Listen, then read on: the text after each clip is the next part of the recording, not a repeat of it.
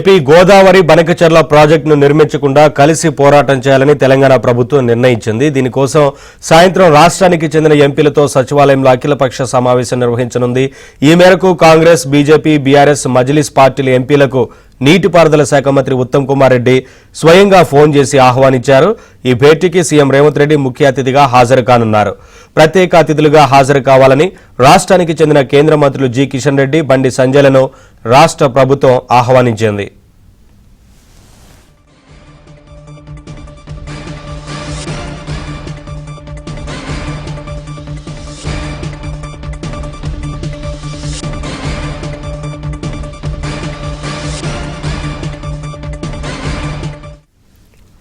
Updates మా correspondent Narasimharao అందిస్తారు. నరసింహరావు, ఇప్పటికే అంటే బనకచెర్ల ప్రాజెక్టుకు సంబంధించి అఖిలపక్ష సమావేశం నిర్ణయించాలని ప్రభుత్వం నిర్ణయం తీసుకుంది కదా, ఏంటి వివరాలు?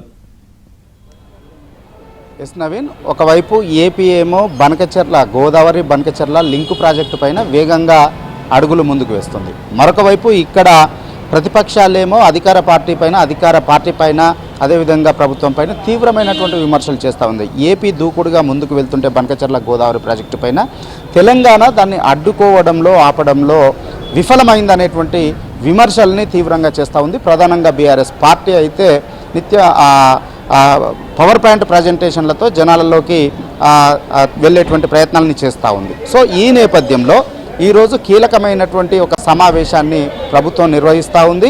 ఆల్ పార్టీ ఎంపీల సమావేశాన్ని కాల్ఫర్ చేసింది. అందులో భాగంగా ఈరోజు సాయంత్రం 4 గంటలకి తెలంగాణ రాష్ట్ర సచివాలయంలో ఈ సమావేశాన్ని నిర్వహిస్తూ ఉన్నారు. ఈ సమావేశానికి అటు బీజేపీ, బీఆర్ఎస్తో పాటుగా ఎంఐఎం పార్టీకి చెందినటువంటి ఎంపీలని ఆహ్వానించారు. స్వయంగా రాష్ట్ర మంత్రి ఉత్తమ్ కుమార్ రెడ్డి వారికి ఫోన్లు చేసి దీన్ని ఇన్వైట్ చేశారు.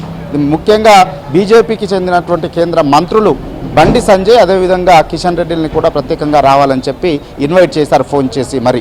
సో ఈ నేపథ్యంలో కొంతమంది అయితే ఇటు బీఆర్ఎస్ పార్టీ నుంచి ఒకరిద్దరు మంత్రులు రావాలని చెప్పి ఇప్పటికే పార్టీ పరంగా నిర్ణయం తీసుకున్నట్టుగా తెలుస్తూ ఉంది. బీజేపీ నుంచి కూడా ఒకరిద్దరు వస్తారనేటువంటి చర్చ అయితే ఇప్పుడు విస్తృతంగా జరుగుతుంది. మరి ఎవరు వస్తారు ఎవరు రారనేటువంటి మాత్రం ఇప్పుడు ఒకంత ఆసక్తి అయితే నెలకొంది.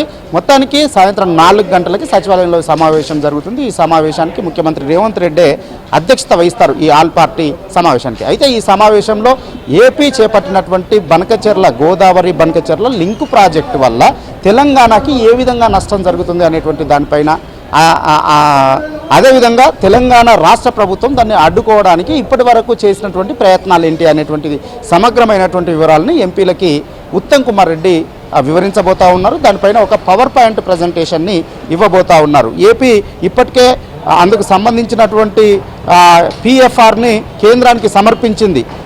ప్రీ ఫీజిబిలిటీ రిపోర్ట్ని అందజేసింది. త్వరలోనే డిపిఆర్ని కూడా అందించి దానికి సంబంధించినటువంటి టెండర్లను కూడా పిలిచేందుకు వేగంగా అడుగులు వేస్తున్నట్టుగా తెలుస్తూ ఉంది. అయితే దీని ద్వారా రోజుకి 2 టీఎంసీల చొప్పున మొత్తంగా 200 టీఎంసీల నీటిని తరలించకపోవడం వల్ల, నికర జలాల్ని తరలించకపోవడం వల్ల తెలంగాణకి కొంత ఇబ్బంది కలుగుతుందనేటువంటి వాదనని చేస్తూ ఉన్నారు. సో దీన్ని అడ్డుకోవడం కోసము ఏం చేద్దాము, ఐక్య పోరాటాన్ని ఏ విధంగా చేద్దాము, కేంద్రం పైన ఏ విధంగా ఒత్తిడి తీసుకొద్దాం అనేటువంటి దానిపైన కూడా ఈరోజు ఆల్ పార్టీ ఎంపీల అభిప్రాయాన్ని తీసుకొని ఒక కార్యాచరణ ప్రకటించబోతా ఉన్నారు. ఈ సమావేశం ముగిసిన తర్వాత స్వయంగా ముఖ్యమంత్రి రేవంత్ రెడ్డి మీడియాతో మాట్లాడి అన్ని వివరాలని వెల్లడించేటువంటి అవకాశం ఉంది, కార్యాచరణ ప్రకటించేటువంటి అవకాశం ఉంది. Naveen, thank you Narasimha Rao, thanks for the updates.